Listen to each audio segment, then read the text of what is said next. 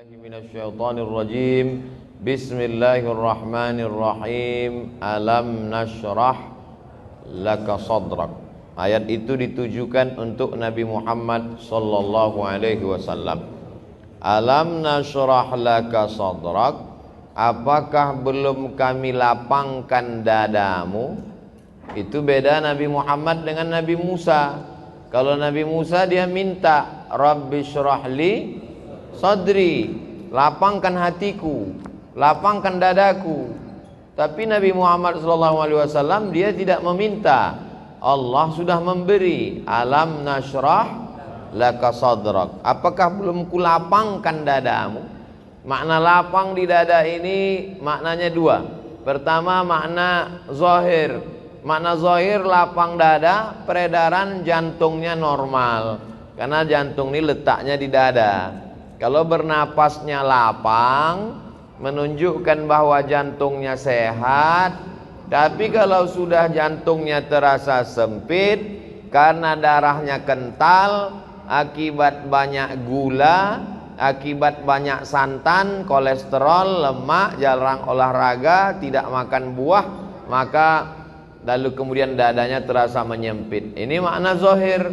Adapun makna batin, artinya dada terasa sempit karena banyak masalah, dililit hutang. Di rumah itu semuanya hutang, dari mulai rantang sampai mesin cuci hutang. Satu-satunya yang lunas cuman istrinya aja. Itu pun karena disyaratkan Pak Kua mesti tunai. Jadi mudah-mudahan dengan selalu berjamaah ke masjid, pengajian, segala beban dada kita menjadi ringan. Ringan karena kurang minum gula dan santan, karena tidak terlalu banyak makan, banyak beribadah, puasa sunat Senin Kamis, dan ringan karena tidak terlalu banyak beban mental, karena semua kita serahkan kepada Allah. Kita hanya usaha dan ikhtiar. Setelah itu dunia ini tak terlalu kita pikirkan. Karena kalau terlalu kita pikirkan, pecah pembuluh darah, stroke, mati. Kalau mati nggak apa-apa, setengah mati ini yang nggak tahan. Anak kita pun belum tentu mau ngurus kita, istri kita apalagi. Maka kita jalani hidup ini dengan mengikut yang sudah diaturkan Allah. Ihfazillaha, jaga hukum-hukum Allah, jaga agama Allah, yahfazka. Insyaallah Allah akan mengurusmu. Urus hatimu, urus pikiranmu, urus amalmu, urus lisanmu, hidupmu, insyaallah Allah yang akan urus. Jangan urus urusan Allah. Ini banyak selalu orang sibuk ngurusan Allah, urusan dia tidak dia urus. Urus Jumatmu, urus solat ibadah awal waktumu, urus ibadah solatmu, urus ibadah zakatmu. Adapun hidup dan matimu sudah kau serahkan kepada Allah. Bismika Allahumma ahya wa amut. Jangan dibaca, nanti tertidur. Alam nashrah laka sadrak. Ayat yang kedua, wa wada'na anka wizrak. Kami angkat bebanmu. Siapa yang hidup ini tidak ada beban? Cuman dua, anak kecil sama orang gila. Makanya banyak orang tubuhnya dewasa tapi akalnya seperti anak kecil. Kelihatan wajahnya sehat tapi otaknya gila, atau pura-pura gila, atau ngaku gila biar lepas dari jeratan hukum. Jadi wa wada'na anka wizrak, kami angkat bebanmu. Anak SD bebannya kata dia lama betul SD ini. Maunya sekolah SMP. Setelah SMP kepingin tamat SMA. Setelah SMA kepingin kuliah. Selesai S1 wisuda belum diterima kerja. Yang udah kerja ingin nikah. Setelah nikah, nampaknya nanti kalau udah nikah selesai masalah. Ditanya orang, istrinya sudah hamil apa belum? Istri hamil, melahirkan anak. Ternyata anak perempuan, pengennya anak laki-laki. Yang punya anak laki-laki, pengen anak perempuan. Ada anak perempuan, ada anak laki-laki. Muncul lagi satu lagi anak, LGBT, na'udzubillah. Gara-gara tidak dididik agama. Jadi sebetulnya hidup ini penuh dengan beban. Orang yang hidupnya tidak ada beban adalah orang yang ridha menerima ketetapan Allah Subhanahu wa taala. Sakit, ridha bahwa dengan sakit Allah hapus dosa-dosanya. Pulang dari sholat Jumat, sendal hilang, ridha karena sendalnya jelek. Raditu billahi Rabba, ridha menerima ketetapan Allah Subhanahu wa taala. Oleh sebab itu, kita tidak ingin jadi anak-anak karena kita sudah dewasa. Kita juga tidak mau jadi orang gila karena kita dikasih Allah waras, akal sehat. Maka kita mesti dalam hidup ini jangan hidup jadikan beban, karena ini kesempatan. Berapa banyak orang ingin hidup tapi tidak dikasih hidup. Maka kalau kita banyak berserah kepada Allah, wa wada'na anka wizrak. Ayat yang ketiga, alladzi anqadha dhahrak, beban yang memberatkan pundakmu. Zahrak ini, orang kalau terlalu berat beban di pundaknya, bawaannya nunduk aja. Mana tahu nanti pengajian di masjid ada orang nunduk aja, itu berarti berat betul beban di pundaknya. Tapi di masjid kita Masya Allah nggak ada. Nampaknya inilah jamaah yang nggak ada beban, cuman lapar aja dikit. Alladzi anqadha dhahrak. Saya sepanjang saya sholat Jumat dari Sabang sampai Papua. Masjid apa ini? Al-Ma'mur. Di Masjid Al-Ma'mur inilah sholat Jumat rasa ikut MTQ. Suara imamnya melengking, senang saya. Makmumnya lebih melengking. Amin. Luar biasa. Itu suara anak-anak di atas. Waktu saya khutbah tadi pun dia melengking juga di atas. Gak pernah saya marah anak-anak ribut waktu khutbah. Sepanjang sejarah saya khutbah belum pernah saya kata itu anak-anak diam, gak pernah. Karena kalau di Masjid Al-Ma'mur masih ada anak-anak ribut melengking, berarti tahun 2050 Masjid Al-Ma'mur masih ramai. 2050 kita udah mati, Pak. 2050 Bapak udah nggak ada lagi. Saya masih. 2050 yang akan memakmurkan Masjid Al-Ma'mur.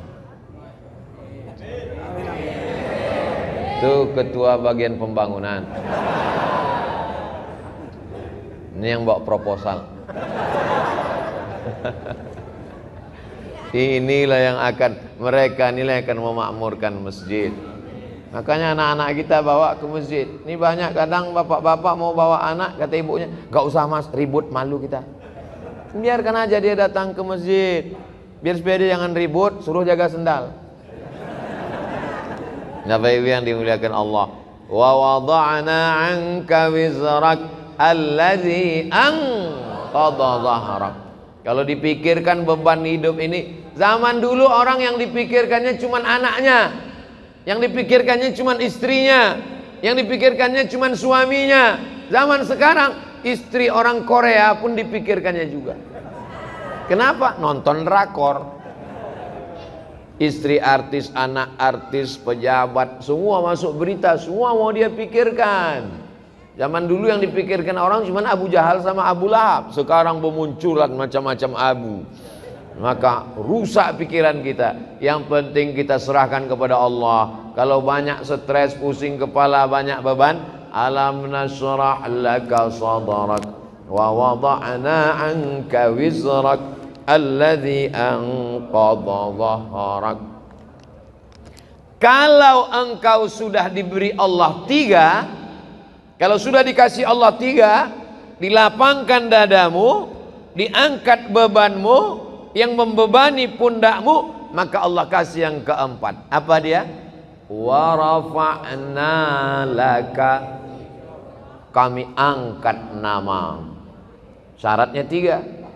Jangan stres, jangan depresi, jangan jadikan hidup sebagai beban, tetap banyak beribadah, tetap banyak bersedekah, tetap banyak watawasaw bil haq watawasaw bis sabr. Kalau kau jaga yang 3 ini, maka Allah akan janji berikan yang keempat, wa rafa'na laka dzikrak. Allah angkat derajatmu.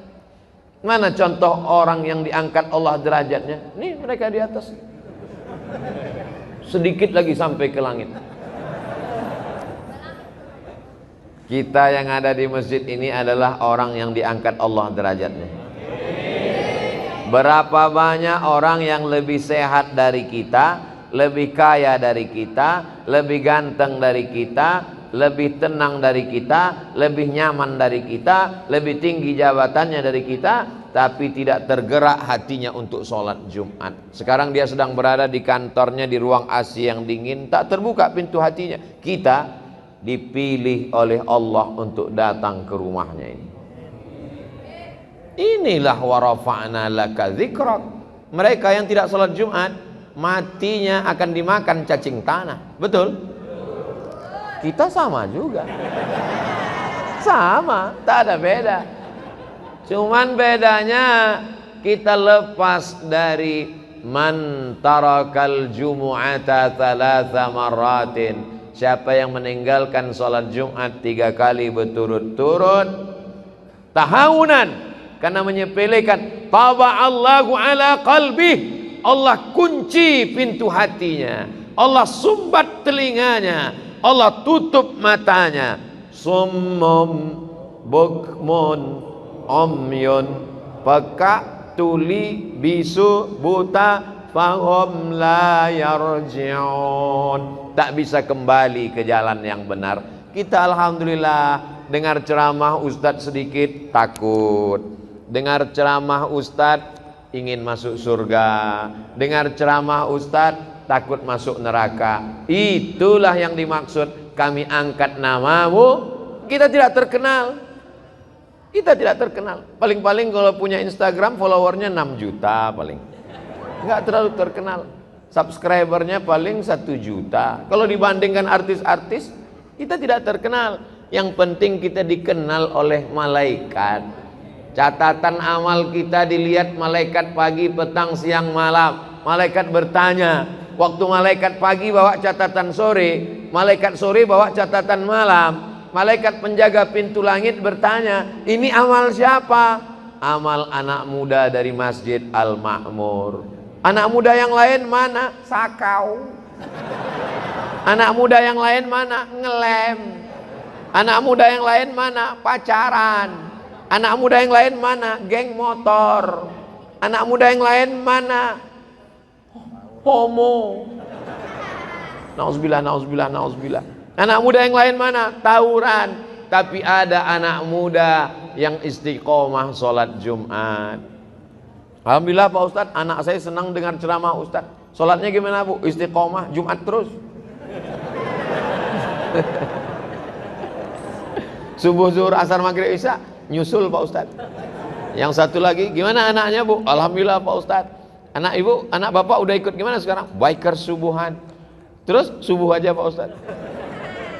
Bertahap, berproses. Ustadz, kenapa terus anak muda? Orang tua ke masjid memang wajar. Liang lahat udah dekat. Yang tua jangan tersinggung, karena malaikat maut kalau nyabut nyawa nggak lihat akte kelahiran. Ustadz Abdul Somad bisa aja mati sedang khutbah. Ustadz Abdul Somad bisa aja mati sedang ceramah. Maka selalu saya sampaikan, kalau saya meninggal di Sumatera, makam saya di sini. Kalau saya meninggal di Jakarta, kuburan saya di sini. Mana tahu, jangan sampai kita menyusahkan orang. Ini Ustadz Somad ini waktu hidupnya nyusahkan, ngundangnya susah betul. Udah mati pun susah juga. Bawa jenazahnya lagi ke Riau. Mana jenazah lebih mahal daripada orang hidup lagi. Masuk kargo lagi. Jadi kalau kita mau diangkat Allah derajat, lapangkan dada, serahkan hidup dengan Allah. Wa rafa'na laka dzikrak. Adapun kesulitan hidup, dari mulai rezeki, jodoh, anak, keluarga, kerja, ekonomi, sosial, politik, 2 kali Allah janjikan, fa inna ma'al usri yusra. Diulang sekali lagi, inna ma'al usri. Makanya kalau hidupmu susah, fa inna ma'al usri yusra, inna ma'al usri yusra, fa inna ma'al usri yusra, inna ma'al usri yusra, fa inna ma'al usri yusra, inna ma'al usri yusra. Nama anakmu siapa? Yusra. Gimana hidupnya? Sulit terus Pak Ustaz. Kalau engkau sulit setelah berusaha, sesungguhnya Allah ingin engkau di makom itu, karena Allah menurut ilmunya engkau hanya layaknya di situ. Sama seperti anak kecil minta pisau, umur 5 tahun, minta pisau mah, minta pisau, minta pisau. Dikasih apa enggak? Enggak, karena kalau dikasih pisau dia akan potong, semua dipotong, kulkasnya dipotong, kabelnya dipotong. Makom kamu cuma sampai di sini. Kalau kamu lebih daripada ini, nanti kamu jadi kufur. Abdul Somad, makommu cuma sampai di sini aja. Lebih dari sini, nanti kau akan jadi jahat. Tapi setelah usaha, saya tidak ingin juga ceramah saya ini disalahgunakan. Besok bapak pagi-pagi dibangunkan sama istrinya, bang, kerja bang, kerja. Makom kita cuma sampai di sini. Setelah usaha, pergi pagi pulang petang, jualan es. Hujan nggak turun nggak berhenti. Padahal doanya minta panas, hujan. Berarti Allah sedang menguji engkau kesabaran. Sudah dilakukan berbulan-bulan, berarti Allah ingin kau usaha yang lain. Jual es krim turun juga terus hujan. Kalau gitu jual payung lah. Begitu sewa penyewaan payung, panas. Sesungguhnya ada pahala di balik itu. Walladzina jahadu fina, orang yang bermujahadah, mencari rezeki, mencari jalan, membesarkan anak, mencari kerja, kuliah, sekolah, pesantren, berusaha, berdakwah. Lanahdiyannahum subulana, kami akan berikan jalan yang akan memudahkan mereka. Fa inna ma'al usri. Nabi Musa mengalami kesulitan, Nabi Isa mengalami kesulitan, Nabi Ibrahim mengalami kesulitan, Nabi Nuh, nabi-nabi aja mengalami kesulitan. Kita keturunan nabi aja mengalami kesulitan. Kamu keturunan nabi? Ya, hati-hati dengan Ustaz Somad, dia itu keturunan nabi. Masa dia Habib? Keturunan Nabi Adam. Para habaib kita dengan berbagai macam kesulitannya. Nabi punya anak namanya Sayyidatuna Fatimah.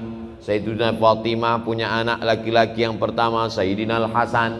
Sayyidina Al-Hasan punya adik namanya Sayyidina Al-Husain. Dipancung kepalanya, diarak kepalanya dikeliling negeri oleh pasukan Yazid sampai ke istana, ditusuk mulutnya pakai tongkat pendek. Menangis sahabat Nabi dan Ahlul Bait melihatnya. Keturunan Nabi penuh dengan penderitaan. Apalagi kita yang bukan siapa-siapa. Ini baru sholat subuh 2 kali, kenapa hidupku susah? Kemarin waktu belum hijrah perasaan enak-enak aja. Sekarang setelah hijrah ini penuh dengan kesulitan, ngeluh lagi dengan ustaz. Apalah dayaku. Kalau kau terasa hidup ini sulit, ya udah kau mati aja. Fa inna ma'al usri yusra. Inna ma'al usri. Tidak ada orang yang hidup ini hidupnya enak-enak aja. Ada tuh Pak Ustadz, pejabat-pejabat itu enak. Kau kan lihat permukaannya aja, air tenang, tapi riaknya di dalam luar biasa. Jadi sesungguhnya setiap manusia ini punya kesulitan, hanya saja tidak ngobrol dengan dia. Kalau kita cerita, kita tahu semua kesulitannya. Tapi dia nggak mau cerita Pak Ustadz. Ya tidak, itu aib diri dia, itu kekurangan diri dia. Maka kita berpikir bahwa nabi-nabi, wali-wali, para habaib, zuriat Nabi, orang yang dekat dengan Nabi, dekat dengan Allah. Walanabluwannakum bisyai'im minal khauf, takut, wal ju', lapar, wa naqsim minal amwal, kurang harta, miskin, susah, bangkrut, kebakaran, wal anfus, sakit, mati, meninggal, kena Covid, wal anfus was samarat, buah-buahan, paceklik, kering kerontang, tanaman tidak tumbuh. Wa basyiris sabirin, berikanlah kabar gembira kepada orang sabar. Alladzina idza asabathum musibah qalu inna lillah wa inna ilaihi raji'un. Fa inna ma'al usri yusra. Inna ma'al usri yusra. Coba kalau ditulis di kendaraan, di mobil kaca belakang, fa inna ma'al usri yusra. Inna ma'al usri yusra. Pas lampu merah, orang di belakang ngelihat, dia sedang sibuk, stres, depresi. Pas dia lihat tulisan, fa inna ma'al usri yusra. Inna ma'al usri yusra. Kita tidak berdakwah, tidak ceramah, tapi dengan tulisan di kaca itu. Coba supir-supir truk itu kalau ditulisnya di belakang truknya, fa inna ma'al usri yusra. Ini enggak, truk-truk di belakang tulisan kutunggu jandamu. Apa ini? Mau pulang bokeh, enggak pulang rindu. Yang baca stres, yang nyetir gila. Cobalah hidup kita nih berdakwah. Cuman kalau ayat-ayat Quran ditulis di baju, kalau bisa jangan. Karena nanti ayat bajunya dibawa masuk mesin cuci, diinjak-injak, disetrika. Bajunya nggak dipakai lagi, dipakai untuk ngepel, untuk geset kaki. Fa inna ma'al usri yusra. Durhaka kita kepada Allah. Jadi yang ada tulisan-tulisan itu digunting, surat-surat undangan nikah itu kalau bisa jangan tulis wa min ayatihi an khalaqalakum, terjemahnya aja. Kalau terjemah tulis Latin, kalau bisa dibakar, ada ayat-ayat Al-Qur'an. Fa inna ma'al usri yusra. Inna ma'al usri yusra. Apa ayat berikutnya? Fa idza faraghta fansab. Kalau sudah selesai dari satu kegiatan, pindahlah kegiatan berikutnya. Alhamdulillah udah bangun masjid Pak Ustadz, bangun masjid satu lagi. Alhamdulillah sudah buat rumah Quran Pak Ustadz, buat rumah Quran satu lagi. Alhamdulillah sudah bangun pondok tahfiz Quran Pak Ustadz, buat lagi. Alhamdulillah sudah selesai S1 Pak Ustadz, lanjutkan S2. Alhamdulillah sudah nikah Pak Ustadz. Alhamdulillah, saya mancing-mancing aja. Mereka berani ini kan karena nggak ada ibu-ibu. Tapi jangan lupa mata-mata ada. Fa idza faraghta fansab. Jangan pernah berhenti berkayuh. Berhenti berkayuh berarti jatuh. Bisa untuk update status yang ini. Kalau kau berhenti berkayuh berarti jatuh. Dari mana Ustaz temukan itu? Filosofi waktu naik sepeda. Berhenti berkayuh berarti kau akan tenggelam. Dari mana Ustaz dapatkan itu? Ketika sedang diving, mesti terus berkayuh. Begitu juga dengan naik perahu ketika arung jeram, mesti terus berkayuh. Kalau tidak, maka kita akan terbawa oleh arus. Kapan kita berhenti? Ketika malaikat maut datang mencabut nyawa, malaikat datang memanggil kita, ya ayyatuhan nafsul mutmainnah, irji'i ila rabbiki radiyatan mardiyah, fadkhuli fi ibadi wadkhuli jannati. Saat itu kita akan mati tersenyum karena aktivitas sudah selesai. Fa idza faragta fansab. Kalau selesai khutbah maka salatlah. Kalau selesai salat tausiah. Selesai tausiah nanti akan pindah ke tempat tausiah satu lagi. Habis itu nanti malam. Habis itu besok pagi. Hari Ahad pulang ke Riau. Habis itu ke Kalimantan Barat. Setelah itu ke Batam. Habis itu nggak ingat lagi jadwal. Jangan pernah berhenti. Saya tidak mau anak-anak muda ini bawaannya letoy, loyo, lunglai, lemas, bawaannya mau mati. Marah yang tua semangat. Itu tadi kalau kita dengarkan suara imam tadi, kalau tidak dilihat wajahnya direkam video, suaranya, coba tebak, rekam, bawa pulang ke rumah, tes sama orang rumah. Berapa umur imam? Pasti dia bilang, ini kayaknya SMP kelas 3. Suaranya melengking. Saya kalau imam suara melengking semangat saya. Tapi kalau sudah Bismillahirrahmanirrahim, bawaannya mau sholat jenazah aja. Allahu Akbar. Fa idza farata fansab. Tapi jangan sombong. Masjid itu kalau bukan saya yang buat, enggak berdiri. Pesantren itu kalau bukan saya yang mimpin, enggak jadi. Anak itu kalau bukan saya yang nyekolahkan, enggak boleh. Makanya ujungnya wa ila rabbika farghab. Sudah berusaha, jangan putus asa, berdoa. Wa ila rabbika farghab. Ayat yang selalu saya baca dalam sholat alam nasrah, khususnya sholat sunat tahiyatul masjid selalu alam nasrah. Apalagi kalau sudah tekanan itu kuat sekali, baca medsos sakit kepala.